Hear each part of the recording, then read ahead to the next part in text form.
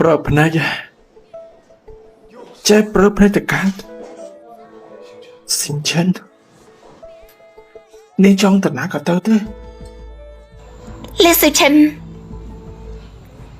លីសំហៃម៉ាមីនេះតែពួកចឹងទៅណាទិញកូនសម្លាញ់ក្រែងកូនតែងតែចង់ឃើញខ្លាខ្ញុំតកករហូតមិនចឹងឯងម៉ាក់នាំកូនទៅមើលល្អដែរទិញក៏ពិតជាឡៃដល់ហើយម៉ាមីនាងយូលីស្ថិតលេខ1នៃទីក្រុងនេះបានប្រតិកម្មយ៉ាងធ្ងន់ធ្ងរកាលពីយប់មិញពេលនេះកំពុងតែសង្គ្រោះបន្ទាន់ព័ត៌មានយ៉ាងណាទៀតពួកយើងនឹងជម្រាបជូននៅពេលក្រោយទៀតមើលទៅប្រហែលធ្ងន់ធ្ងរណាស់ហើយពិតជាសយរបស់គាត់មែនប្រហែលជាមិនសង្ឃឹមទេមើលទៅរឿងនេះឆាប់តាមមន្ទីរពេទ្យប្រជាជនជាចំងវិញទិញឲ្យលឿនឡើង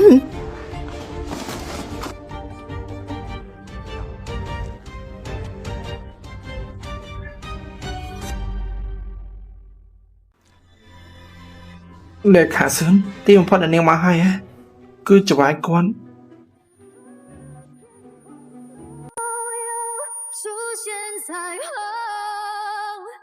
天使的恩惠，亲吻这世间万种，不再追忆，为何不能停留？少晨，你回来好不好？我再也不赌气跑了，你回来好不好啊？你回来，你回来跟我讲理呀你！少晨，回来吧，我求求你了，我真的再也不跑。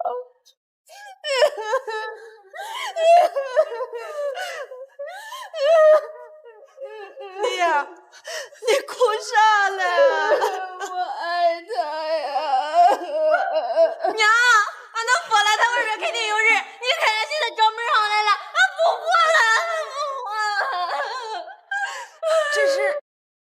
俺奶奶，女儿啊！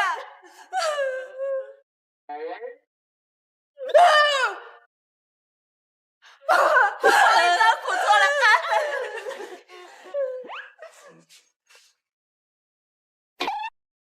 什么情况？新秘书啊，你刚才都没问清楚。你还说呢？都是因为你不把话说清楚，害我伤心这么半天。你老大呢？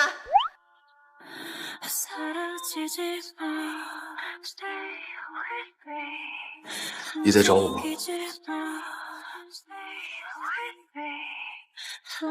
少晨，你不是说你还有一口气吗？那一口气呢？啊？សម្រាប់ពុកម៉ែបងប្អូនដែលចង់បានផ្ទះនៅខាងចំការដង3បងប្អូនណាបាទផ្ទះនេះដែរគឺបានប្លង់សេរហូតដល់2សន្លឹកពេញហើយមានកម្ពស់រហូតដល់3ជាន់គាត់ដំបូលជូនបងប្អូនណាបាទហើយនេះគឺជាផ្ទះគំរូបងប្អូនណាបាទដែលបងប្អូនអាចជិះមកផ្ទាល់បានហើយយើងមាន2បន្ទប់ពេងនិង3បន្ទប់ទឹកហើយមានផ្ទះបាយមួយនៅខាងក្រោយនេះហងដែរបងប្អូនណាបាទហើយយើងនៅសល់ដីខាងក្រោយ1ម៉ែត្រឬក៏1ម៉ែត្រជាងទៅតាមទំហំផ្ទះហើយនិងទំហំដីមួយផងដែរបងប្អូនណាបាទ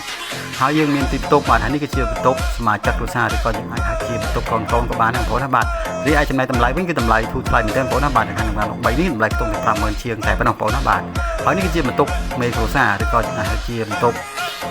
ប៉ាក៏បានដែរបងប្អូនណាបាទអញ្ចឹងបងប្អូនថាគាត់មានអារម្មណ៍ចង់បានផ្ទះដែលខាងចំការដង3បងប្អូនណាអាចអញ្ជើញមកធ្វើបានអាចទៅដល់បានតាមលេខទូរស័ព្ទបងប្អូនណាបាទសូមអរគុណ我要是不这么说的话，你会来找我？星辰，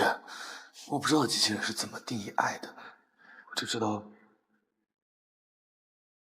我爱你，是男人对女人的那种爱。少晨，要是你知道我骗了你，还有一个女儿，你还会爱我吗？你知不知道你走的这些时间我快疯了？就算你是机器人，我也不在乎；就算别人说我恋物癖，我也不在乎。我只想要你。我ខ្ញុំមិនត្រឹមទិញ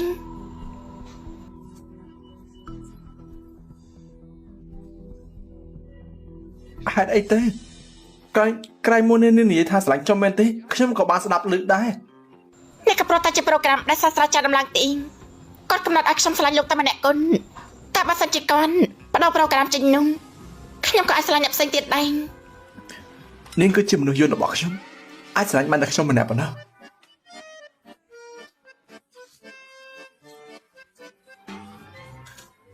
ស៊ីងឈិនបើនឹងអាចទទួលដឹងនៅអារម្មណ៍ឈឺចាប់សប្បាយរីករាយកើតទុកនោះខ្ញុំក៏ច្បាស់ជាមានវិធីធ្វើឲ្យនាងទទួលដឹងនៅអារម្មណ៍ស្នេហារវាងមនុស្សប្រុសហើយនិងស្រីដែរចាំជាឆ្កូតមែន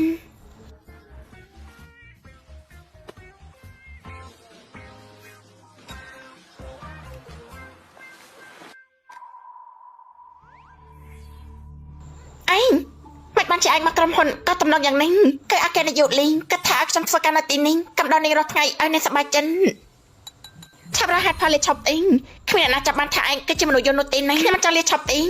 ពេលនេះខ្ញុំអ្វីដែលខ្ញុំអាចធ្វើបានគឺត្រឹមតែឯងអគ្គនាយកលីមកហើយខ្ញុំតសង្ហៃនេះអី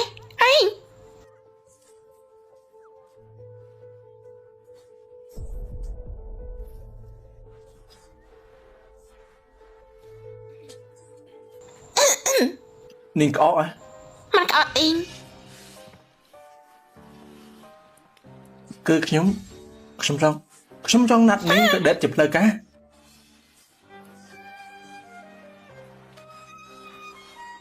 តែណាត់ជុំ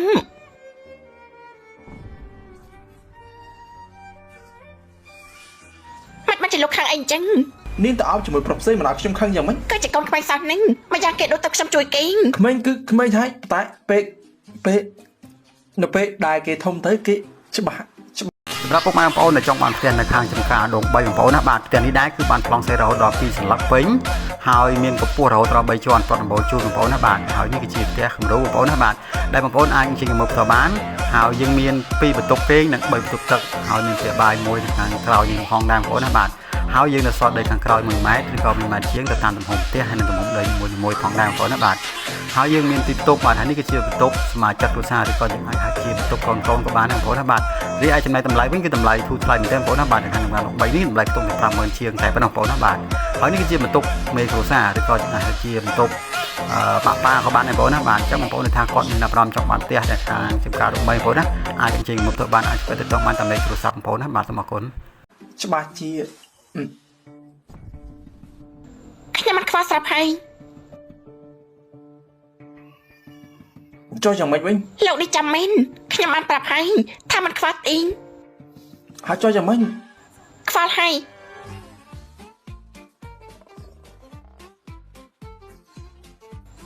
សិលឈិនតែលោកចាប់ផ្ដើមលងឆ្លាញ់ខ្ញុំតាំងពីពេលណាទេ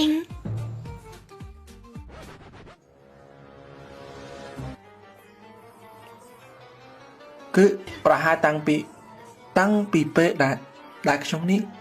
បាត់នាងហើយខ្ញុំស្ដាប់អីក៏មិនចូលដែរតែប្រហែលជាតាំងពីពេលដែលខ្ញុំជាប់ពាក្យជាមួយសងឈុយគឺខ្ញុំខ្លាចនាងខាងឬក៏តាំងពីពេលស្រឡាញ់នាងតាំងពីយូរណាស់មកហើយក៏បានថាបានដែរចាំបើលោកឆាប់ឆ្លាញ់ខ្ញុំតាំងពីយូរណាស់ហើយមិនបានជាចេះតែធ្វើមកតាំងតែដាក់ខ្ញុំយ៉ាងនេះនាងមិនយល់ពីមុខមាត់របស់មនុស្សប្រុសទេបានចឹងដល់ពេលនេះអញ្ចឹងមិនចាំបាច់គិតពីមុខមាត់អីទេ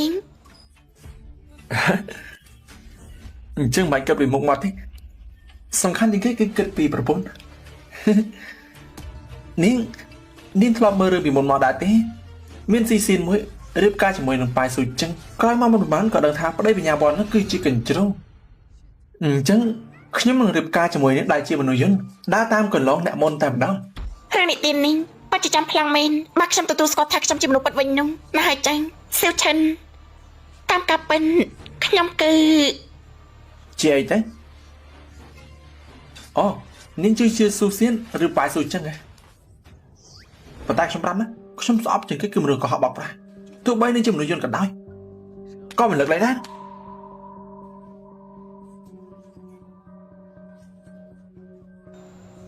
តាមការពិតអីខ្ញុំគឺតាំងពីក្មេងមកម៉ាក់ស្អប់ខ្ញុំណាស់ដែលមានរោគប្រតិកម្មគាត់ក៏បានកុហកខ្ញុំថាទៅទិញអ្វីនៅខាងក្រៅតែក្រោយមកគាត់ក៏លេងត្រឡប់មកវិញទៀតសើចាំសាមនុស្សបាក់ប្រាជាងគេហើយបើគេដឹងថាខ្ញុំកុហកគេនោះគេប្រកាសជាខាងមកខ្ញុំមិនខានទេនាងកំដរខ្ញុំចេញទៅខាងក្រៅបន្តិចទេ ថ្ងៃនេះមកដាក់ជាមួយនឹងលោកគឺពិតជាសប្បាយចិត្តណាស់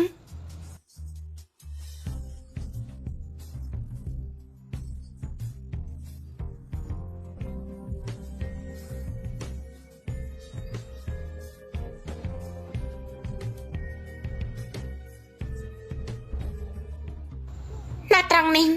គឺនៅកន្លែងអាងទឹកទីង ខ្ញុំមិនរងាទេ សម្រាប់ពុកម៉ែបងប្អូនដែលចង់បានផ្ទះនៅខាងចំការដង3បងប្អូនណាបាទផ្ទះនេះដែរគឺបានប្លង់សេរហូតដល់2សន្លឹកពេញ